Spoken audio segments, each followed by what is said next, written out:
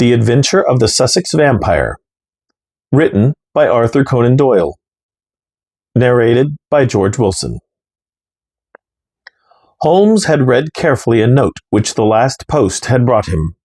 Then, with a dry chuckle which was his nearest approach to a laugh, he tossed it over to me. For a mixture of the modern and the medieval, of the practical and of the wildly fanciful, I think this is surely the limit, said he. What do you make of it, Watson? I read as follows. 46, Old Jewry, November 19th. Regarding vampires.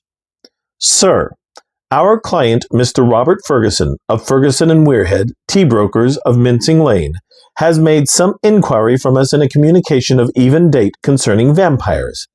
As our firm specializes entirely on the assessment of machinery, the matter hardly comes within our purview, and we have therefore recommended Mr. Ferguson to call upon you and lay the matter before you. We have not forgotten your successful action in the case of Matilda Briggs. We are, sir, faithfully yours, Morrison, and Dodd, per E.J.C. Matilda Briggs was not the name of a young woman, Watson, said Holmes in a reminiscent voice. It was a ship which is associated with the giant rat of Sumatra, a story for which the world is not yet prepared. But what do we know about vampires? Does it come within our purview either? Anything is better than stagnation, but really we seem to have been switched on to a Grimm's fairy tale. Make a long arm, Watson, and see what V has to say. I leaned back and took down the great index volume to which he referred. Holmes balanced it on his knee, and his eyes moved slowly and lovingly over the record of old cases, mixed with the accumulated information of a lifetime. Voyage of the Glorious Scott, he read. That was a bad business. I have some recollection that you made a record of it, Watson, though I was unable to congratulate you upon the result. Victor Lynch, the forger. Venomous Lizard, or Gila. Remarkable case, that.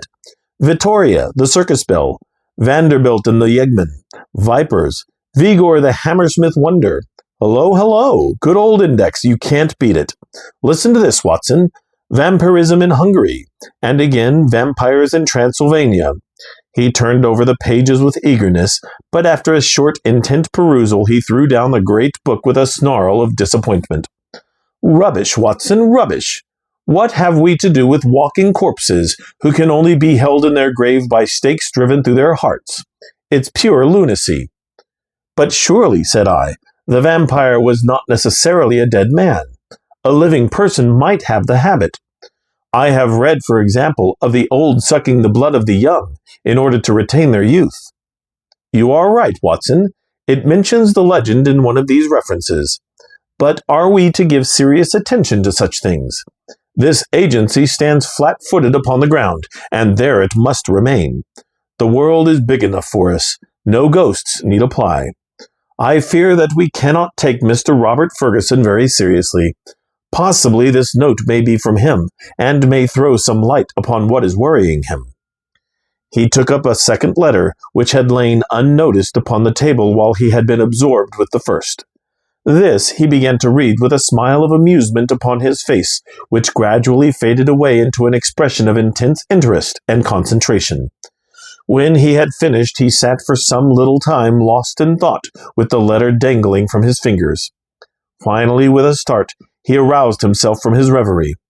Cheeseman's, Lamberley. Where is Lamberley, Watson? It is in Sussex, south of Horsham. Not very far, eh? And Cheeseman's? I know that country, Holmes. It is full of old houses which are named after the men who built them centuries ago. You get Audleys and Harveys and Carritons. The folk are forgotten, but their names live in their houses. Precisely, said Holmes coldly. It was one of the peculiarities of his proud, self-contained nature that though he docketed any fresh information very quietly and accurately in his brain, he seldom made any acknowledgment to the giver. I rather fancy we shall know a good deal more about Cheeseman's Lamberley before we are through. The letter is, as I had hoped, from Robert Ferguson. By the way, he claims acquaintance with you. With me?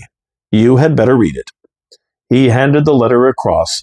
It was headed with the address quoted. Dear Mr. Holmes, it said, I have been recommended to you by my lawyers, but indeed the matter is so extraordinarily delicate that it is most difficult to discuss. It concerns a friend for whom I am acting. This gentleman married some 5 years ago a Peruvian lady, the daughter of a Peruvian merchant, whom he had met in connection with the importation of nitrates. The lady was very beautiful, but the fact of her foreign birth and of her alien religion always caused a separation of interests and of feelings between husband and wife, so that after a time his love may have cooled towards her, and he may have come to regard their union as a mistake. He felt there were sides of her character which he could never explore or understand. This was the more painful as she was as loving a wife as a man could have, to all appearance absolutely devoted. Now for the point which I will make more plain when we meet. Indeed, this note is merely to give you a general idea of the situation, and to ascertain whether you would care to interest yourself in the matter. The lady began to show some curious traits quite alien to her ordinarily sweet and gentle disposition. The gentleman had been married twice, and he had one son by the first wife. This boy was now 15, a very charming and affectionate youth, though unhappily injured through an accident in childhood. Twice the wife was caught in the act of assaulting this poor lad in the most unprovoked way. Once she struck him with a stick, and left a great weal on his arm. This was a small matter, however, compared with her conduct to her own child, a dear boy just under 1 year of age. On one occasion about a month ago, this child had been left by its nurse for a few minutes. A loud cry from the baby as of pain called the nurse back. As she ran into the room, she saw her employer, the lady, leaning over the baby, and apparently biting his neck. There was a small wound in the neck from which a stream of blood had escaped. The nurse was so horrified that she wished to call the husband, but the lady implored her not to do so, and actually gave her £5 as a price for her silence. No explanation was ever given, and for the moment the matter was passed over.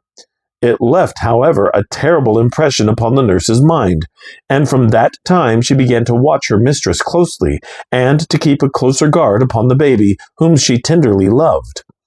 It seemed to her that even as she watched the mother, so the mother watched her, and that every time she was compelled to leave the baby alone, the mother was waiting to get at it. Day and night the nurse covered the child, and day and night the silent, watchful mother seemed to be lying in wait, as a wolf waits for a lamb. It must read most incredible to you, and yet I beg you to take it seriously, for a child's life and a man's sanity may depend upon it. At last there came one dreadful day when the facts could no longer be concealed from the husband. The nurse's nerve had given way, she could stand the strain no longer, and she made a clean breast of it all to the man. To him it seemed as wild a tale as it may now seem to you. He knew his wife to be a loving wife, and, save for the assaults upon her stepson, a loving mother. Why then should she wound her own dear little baby? He told the nurse that she was dreaming, that her suspicions were those of a lunatic, and that such libels upon her mistress were not to be tolerated. While they were talking, a sudden cry of pain was heard. Nurse and master rushed together to the nursery. Imagine his feelings, Mr. Holmes, as he saw his wife rise from a kneeling position beside the cot, and saw blood upon the child's exposed neck and upon the sheet. With a cry of horror, he turned his wife's face to the light, and saw blood all round her lips. It was she beyond all question, who had drunk the poor baby's blood. So the matter stands. She is now confined to her room. There has been no explanation. The husband is half demented. He knows, and I know, little of vampirism beyond the name.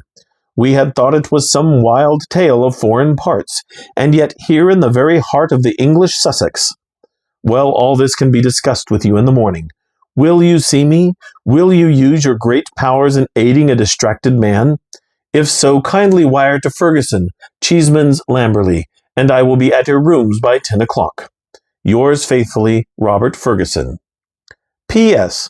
I believe your friend Watson played rugby for Blackheath when I was 3/4 for Richmond. It is the only personal introduction which I can give. Of course I remembered him, said I as I laid down the letter. Big Bob Ferguson, the finest 3/4 Richmond ever had. He was always a good-natured chap. It's like him to be so concerned over a friend's case. Holmes looked at me thoughtfully and shook his head. I never get your limits, Watson, said he. There are unexplored possibilities about you. Take a wire down like a good fellow. We'll examine your case with pleasure. Your case? We must not let him think that this agency is a home for the weak-minded. Of course it is his case. Send him that wire and let the matter rest till morning. Promptly at 10 o'clock next morning, Ferguson strode into our room. I had remembered him as a long, slab-sided man, with loose limbs and a fine turn of speed which had carried him round many an opposing back. There is surely nothing in life more painful than to meet the wreck of a fine athlete whom one has known in his prime. His great frame had fallen in, his flaxen hair was scanty, and his shoulders were bowed. I fear that I roused corresponding emotions in him. "Hullo, Watson," said he, and his voice was still deep and hearty. "You don't look quite the man you did when I threw you over the ropes into the crowd at the old deer park. I expect I have changed a bit also. But it's this last day or two that has aged me. I see by your telegram, Mr. Holmes, that it is no use my pretending to be anyone's deputy." "It is simpler to deal direct," said Holmes. "Of course it is. But you can imagine how difficult it is when you are speaking of the one woman whom you are bound to protect and help. What can I do? How am I to go to the police with such a story? And yet the kiddies have got to be protected. Is it madness, Mr. Holmes? Is it something in the blood? Have you any similar case in your experience? For God's sake, give me some advice, for I am at my wits' end." "Very naturally, Mr. Ferguson. Now sit here and pull yourself together, and give me a few clear answers. I can assure you that I am very far from being at my wits' end, and that I am confident we shall find some solution. First of all, tell me what steps you have taken. Is your wife still near the children?" "We had a dreadful scene. She is a most loving woman, Mr. Holmes. If ever a woman loved a man with all her heart and soul, she loves me.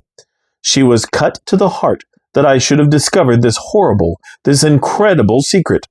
She would not even speak. She gave no answer to my reproaches, save to gaze at me with a sort of wild, despairing look in her eyes. Then she rushed to her room and locked herself in. Since then she has refused to see me.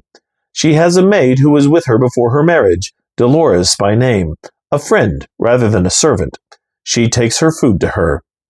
"Then the child is in no immediate danger?" "Mrs. Mason, the nurse, has sworn that she will not leave it night or day. I can absolutely trust her. I am more uneasy about poor little Jack, for as I told you in my note, he has twice been assaulted by her."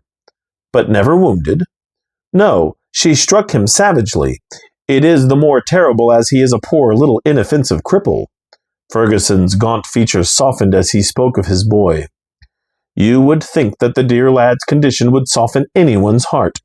A fall in childhood and a twisted spine, Mr. Holmes, but the dearest, most loving heart within." Holmes had picked up the letter of yesterday and was reading it over. "What other inmates are there in your house, Mr. Ferguson?" "Two servants who have not been long with us. One stable hand, Michael, who sleeps in the house. My wife, myself, my boy Jack, baby, Dolores, and Mrs. Mason. That is all." "I gather that you did not know your wife well at the time of your marriage?" "I had only known her a few weeks." "How long had this maid Dolores been with her?" "Some years." "Then your wife's character would really be better known by Dolores than by you." "Yes, you may say so." Holmes made a note. "I fancy," said he, "that I may be of more use at Lamberley than here. It is eminently a case for personal investigation. If the lady remains in her room, our presence could not annoy or inconvenience her. Of course, we would stay at the inn." Ferguson gave a gesture of relief. "It is what I hoped, Mr. Holmes. There is an excellent train at 2 from Victoria, if you could come." "Of course we could come. There is a lull at present. I can give you my undivided energies. Watson, of course, comes with us. But there are 1 or 2 points upon which I wish to be very sure before I start. This unhappy lady, as I understand it, has appeared to assault both the children, her own baby and your little son?" "That is so. But the assaults take different forms, do they not? She has beaten your son. Once with a stick, and once very savagely with her hands." Did she give no explanation why she struck him? None save that she hated him. Again and again she said so. Well, that is not unknown among stepmothers. A posthumous jealousy, we will say. Is the lady jealous by nature? Yes, she is very jealous. Jealous with all the strength of her fiery tropical love. But the boy, he is 15, I understand, and probably very developed in mind, since his body has been circumscribed in action. Did he give you no explanation of these assaults? No, he declared there was no reason. Were they good friends at other times? No, there was never any love between them. Yet you say he is affectionate. Never in the world could there be so devoted a son. My life is his life. He is absorbed in what I say or do. Once again Holmes made a note. For some time he sat lost in thought. No doubt you and the boy were great comrades before this second marriage. You were thrown very close together, were you not? Very much so. And the boy, having so affectionate a nature, was devoted, no doubt, to the memory of his mother? Most devoted. He would certainly seem to be a most interesting lad. There is one other point about these assaults. Were the strange attacks upon the baby and the assaults upon your son at the same period? In the first case it was so. It was as if some frenzy had seized her, and she had vented her rage upon both. In the second case it was only Jack who suffered. Mrs. Mason had no complaint to make about the baby. That certainly complicates matters. I don't quite follow you, Mr. Holmes. Possibly not. One forms provisional theories and waits for time or fuller knowledge to explore them. A bad habit, Mr. Ferguson, but human nature is weak. I fear that your old friend here has given an exaggerated view of my scientific methods. However, I will only say at the present stage that your problem does not appear to me to be insoluble, and that you may expect to find us at Victoria at 2 o'clock. It was evening of a dull, foggy November day when, having left our bags at the Chequers, Lamberley, we drove through the Sussex clay of a long, winding lane, and finally reached the isolated and ancient farmhouse in which Ferguson dwelt. It was a large, straggling building, very old in the centre, very new at the wings, with towering Tudor chimneys and a lichen-spotted, high-pitched roof of Horsham slabs. The doorsteps were worn into curves, and the ancient tiles which lined the porch were marked with the rebus of a cheese and a man after the original builder. Within, the ceilings were corrugated with heavy oaken beams, and the uneven floors sagged into sharp curves. An odor of age and decay pervaded the whole crumbling building. There was one very large central room into which Ferguson led us. Here, in a huge old-fashioned fireplace with an iron screen behind it dated 1670, there blazed and spluttered a splendid log fire. The room, as I gazed round, was a most singular mixture of dates and of places. The half-panelled walls may well have belonged to the original yeoman farmer of the 17th century. They were ornamented, however, on the lower part by a line of well-chosen modern watercolors, while above, where yellow plaster took the place of oak, there was hung a fine collection of South American utensils and weapons, which had been brought, no doubt, by the Peruvian lady upstairs. Holmes rose with that quick curiosity which sprang from his eager mind, and examined them with care. He returned with his eyes full of thought. "Hullo!" he cried. "Hullo!" A spaniel had lain in a basket in the corner. It came slowly forward towards its master, walking with difficulty. Its hind legs moved irregularly, and its tail was on the ground. It licked Ferguson's hand. "What is it, Mr. Holmes?" "The dog. What's the matter with it?" That's what puzzled the vet. A sort of paralysis. Spinal meningitis, he thought, but it is passing. He'll be all right soon, won't you, Carlo? A shiver of assent passed through the drooping tail. The dog's mournful eyes passed from one of us to the other. He knew that we were discussing his case. Did it come on suddenly? In a single night. How long ago? It may have been 4 months ago. Very remarkable, very suggestive. What do you see in it, Mr. Holmes? A confirmation of what I had already thought. For God's sake, what do you think, Mr. Holmes? It may be a mere intellectual puzzle to you, but it is life and death to me. My wife a would-be murderer, my child in constant danger. Don't play with me, Mr. Holmes. It is too terribly serious." The big rugby three-quarter was trembling all over. Holmes put his hand soothingly upon his arm. "I fear that there is pain for you, Mr. Ferguson, whatever the solution may be," said he. "I would spare you all I can. I cannot say more for the instant, but before I leave this house, I hope I may have something definite. Please God you may. If you will excuse me, gentlemen, I will go up to my wife's room and see if there has been any change." He was away some minutes, during which Holmes resumed his examination of the curiosities upon the wall. When our host returned, it was clear from his downcast face that he had made no progress. He brought with him a tall, slim, brown-faced girl. "The tea is ready, Dolores," said Ferguson. "See that your mistress has everything she can wish." "She vera ill," cried the girl, looking with indignant eyes at her master. "She no ask for food. She vera ill. She need doctor. I frightened stay alone with her without doctor." Ferguson looked at me with a question in his eyes. "I should be so glad if I could be of use. Would your mistress see Dr. Watson?" "I take him. I no ask leave. She needs doctor."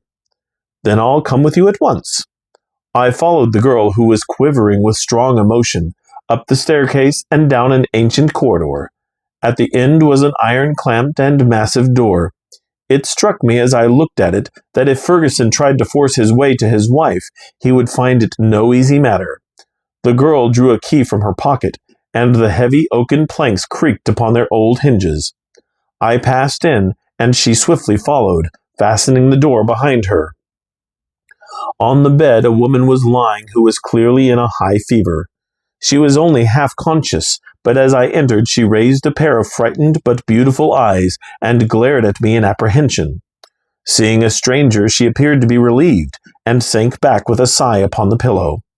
I stepped up to her with a few reassuring words, and she lay still while I took her pulse and temperature. Both were high, and yet my impression was that the condition was rather that of mental and nervous excitement than of any actual seizure. "She lie like that 1 day, 2 day. I afraid she die," said the girl. The woman turned her flushed and handsome face towards me.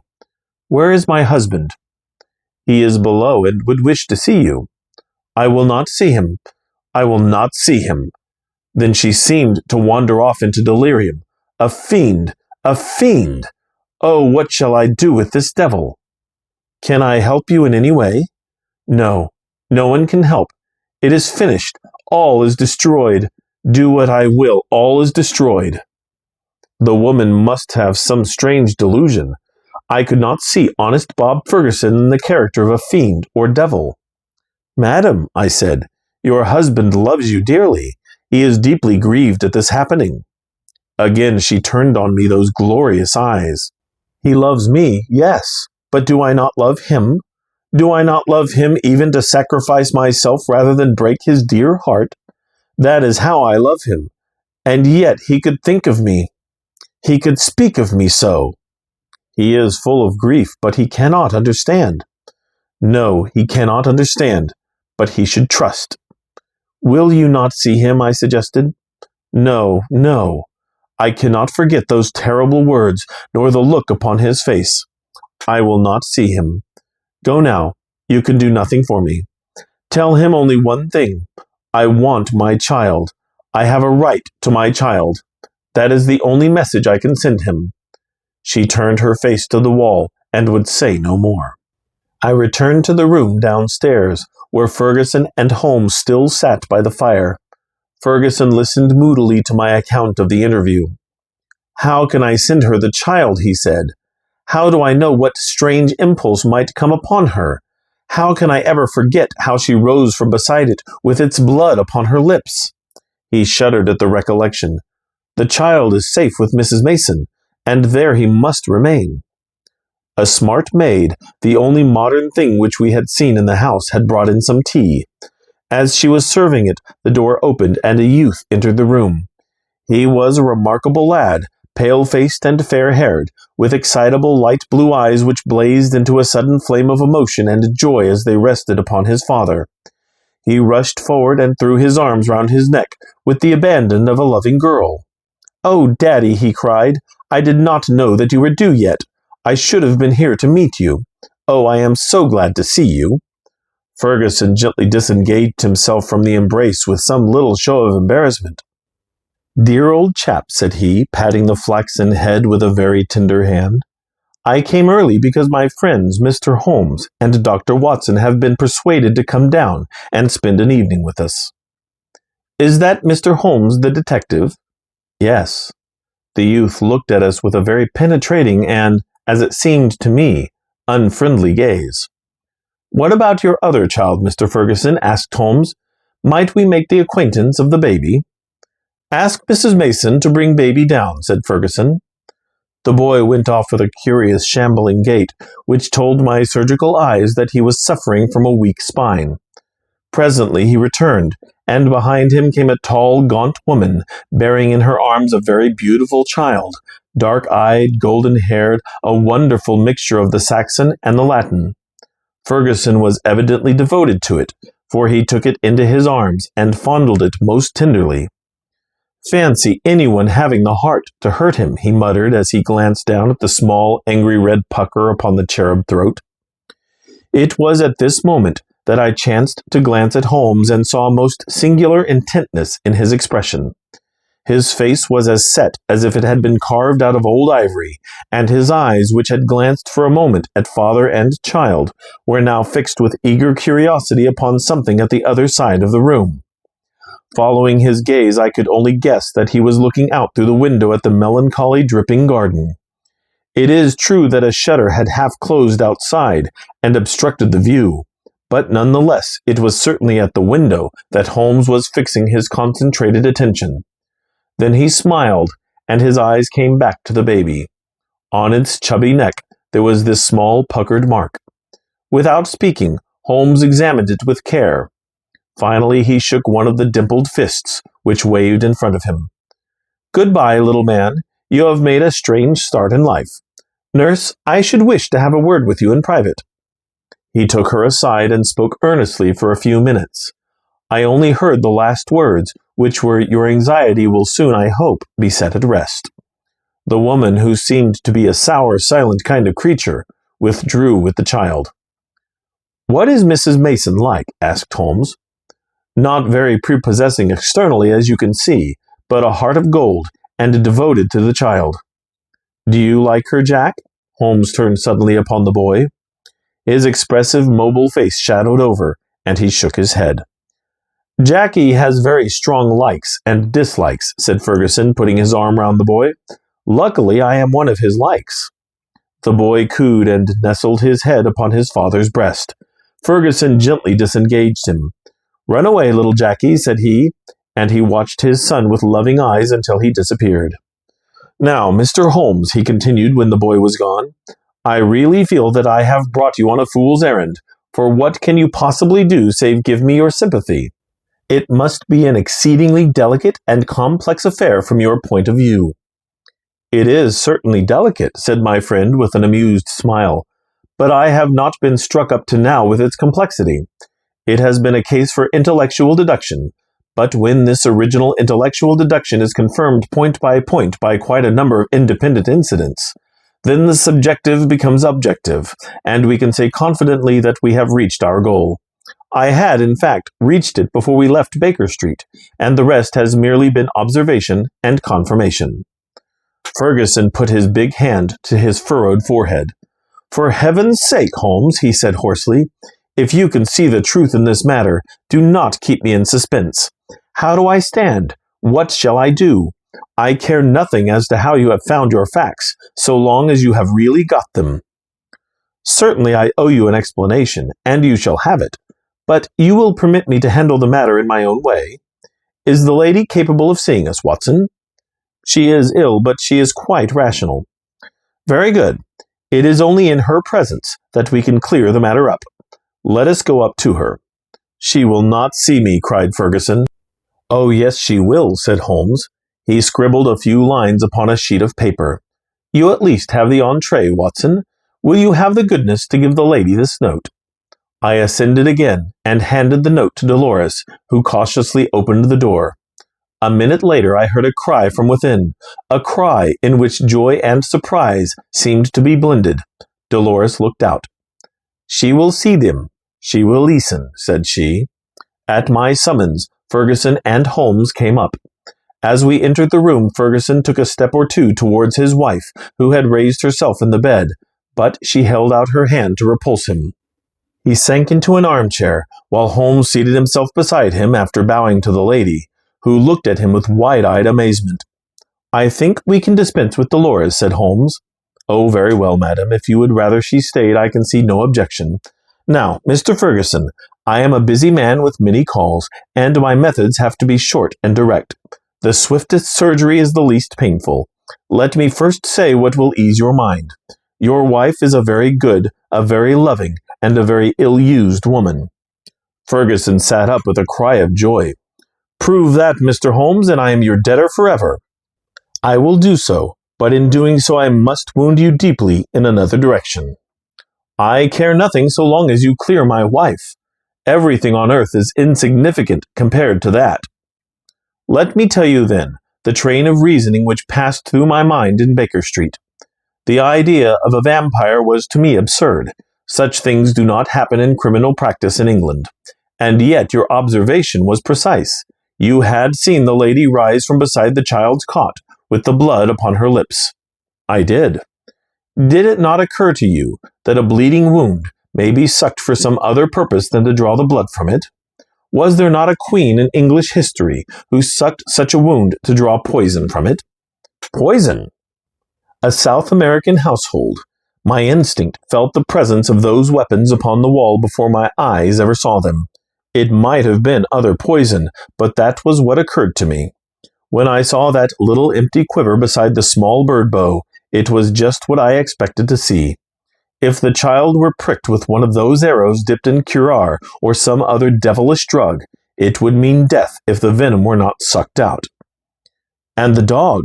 If one were to use such a poison, would one not try it first in order to see that it had not lost its power? I did not foresee the dog, but at least I understand him, and he fitted into my reconstruction." "Now do you understand? Your wife feared such an attack. She saw it made and saved the child's life, and yet she shrank from telling you all the truth, for she knew how you loved the boy and feared lest it break your heart." "Jackie!" "I watched him as you fondled the child just now. His face was clearly reflected in the glass of the window where the shutter formed a background. I saw such jealousy, such cruel hatred as I have seldom seen in a human face. My Jackie! You have to face it, Mr. Ferguson. It is the more painful because it is a distorted love, a maniacal, exaggerated love for you, and possibly for his dead mother, which has prompted his action. His very soul is consumed with hatred for this splendid child, whose health and beauty are a contrast to his own weakness." "Good God! It is incredible!" "Have I spoken the truth, madam?" The lady was sobbing with her face buried in the pillows. Now she turned to her husband. "How could I tell you, Bob? I felt the blow it would be to you. It was better that I should wait, and that it should come from some other lips than mine. When this gentleman, who seems to have powers of magic, wrote that he knew all, I was glad." "I think a year at sea would be my prescription for Master Jackie," said Holmes, rising from his chair. "Only one thing is still clouded, madam. We can quite understand your attacks upon Master Jackie. There is a limit to a mother's patience. But how did you dare to leave the child these last 2 days?" "I had told Mrs. Mason. She knew." "Exactly. So I imagined." Ferguson was standing by the bed, choking, his hands outstretched and quivering. "This, I fancy, is the time for our exit, Watson," said Holmes in a whisper. "If you will take one elbow of the two faithful Dolores, then I will take the other. There now," he added as he closed the door behind him. "I think we may leave them to settle the rest among themselves." I have only one further note of this case. It is the letter which Holmes wrote in final answer to that with which the narrative begins. It ran thus: Baker Street, November 21st, regarding vampires. Sir, referring to your letter of the 19th, I beg to state that I have looked into the inquiry of your client, Mr. Robert Ferguson of Ferguson and Weirhead, tier brokers of Mincing Lane, and that the matter has been brought to a satisfactory conclusion. With thanks for your recommendation, I am, sir, faithfully yours, Sherlock Holmes.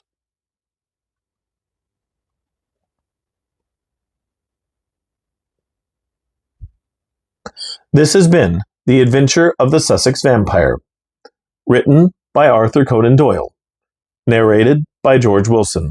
Copyright 1924. Production copyright 2025 by George Willson.